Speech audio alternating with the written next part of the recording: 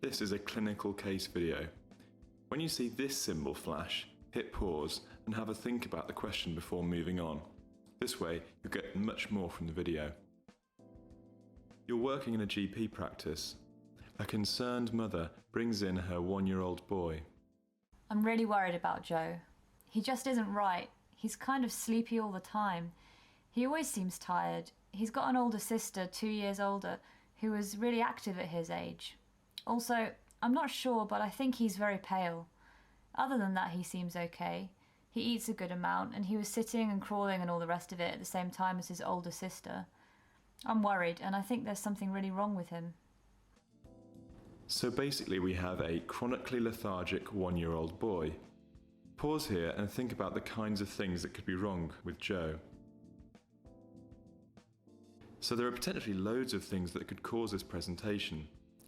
Just some of the things that we could think about in terms of chronic disease affecting children would be a heart disease, a respiratory disease, a gastrointestinal disease, a metabolic disease, or anemia. So where do we start? Well, of course, we need to start with a good history, asking questions about his nutrition and specific questions about the systems we discussed before. For example, any evidence of respiratory problems. When you examine him, you find that he's very pale, both in his skin and his conjunctiva. The rest of the examination is normal. Joe's mother tells you, I saw another doctor about 2 months ago. She told me I should give him foods that have more iron in them, like cereals. It hasn't worked though. In fact, I think he's worse. What was the other doctor thinking could be the cause? The other doctor was thinking that Joe's symptoms could have been caused by an iron deficiency anemia. However, they thought it wasn't severe enough to require further investigation at the time. So what are we going to do now? A good first step would be to organise some blood tests for Joe. A blood count, renal function and electrolytes, liver function tests, thyroid function tests, and iron, folate and a B12 level will be a good start. A few days later, you get Joe's blood results back. His hemoglobin is 60, his mean cell volume is 60, and his mean cell hemoglobin concentration is 22. The other tests are normal. So what causes for Joe's symptoms would you now be considering? Clearly, he is anemic. There's marked microcytosis. The cell volumes are very small. We can see that the mean cell hemoglobin is reduced. In other words, this is a microcytic, hypochromic anemia. His other blood results are normal, and in particular, you know that his iron level is normal. The most common cause of a microcytic anemia is iron deficiency. However, Joe's iron level was normal. So what will be the next thing to consider? Thalassemia.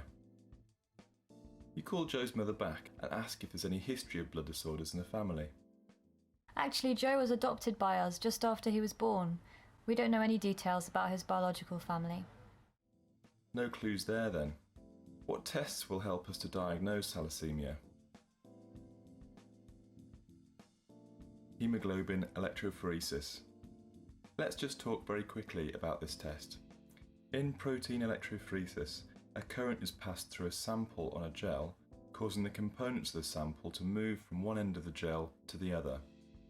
Proteins will move a certain speed depending on their size and charge, so in a set time, the different proteins will move a specific distance. You can compare the components in your sample against control samples. In hemoglobin electrophoresis, we are interested in the types of hemoglobin present. In thalassemia, a genetic defect causes reduced production of one of the hemoglobin chains, typically the alpha chain or the beta chain. As an infant develops, it switches the type of hemoglobin it produces from HbF, which is made of 2 alpha and 2 gamma chains, to HbA, which is made of 2 alpha and 2 beta chains. If there is a problem with the beta chains, as found in beta thalassemia, there will be less HbA produced, and to compensate, HbF remains high compared to what would be in a healthy child. There is also great levels of another alternative hemoglobin type, HbA2, which is made from 2 alpha and 2 delta chains. This is Joe's test result.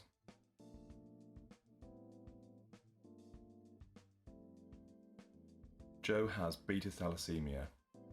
Homozygous individuals have thalassemia major phenotype, where heterozygous individuals are said to have thalassemia minor, with a milder disease phenotype.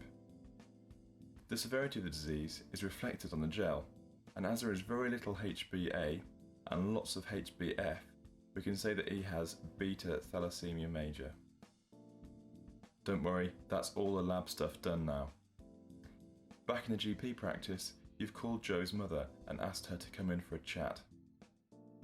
What are you going to tell Joe's mother about the treatment for his condition and the long-term prognosis? Regular transfusions are going to be required, which can carry with them a danger of iron overload. This can cause many problems in the body, but most importantly, damages the heart. To reduce this risk, Joe will have to have medicine to soak up the excess iron, called iron chelation therapy.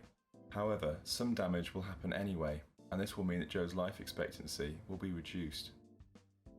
So to review, in this case we saw a 1-year-old boy with chronic lethargy. He'd been started on a trial of an iron-rich diet for presumed iron deficiency anemia, which didn't help. Blood tests showed a microcytic hyperchromic anemia with a normal ferritin. Hemoglobin electrophoresis demonstrated evidence of beta thalassemia major. You discussed with patient's mother the treatment of this condition, which is of regular transfusions and iron chelation therapy. You also discussed the prognosis, that thalassemia major is a life-limiting condition.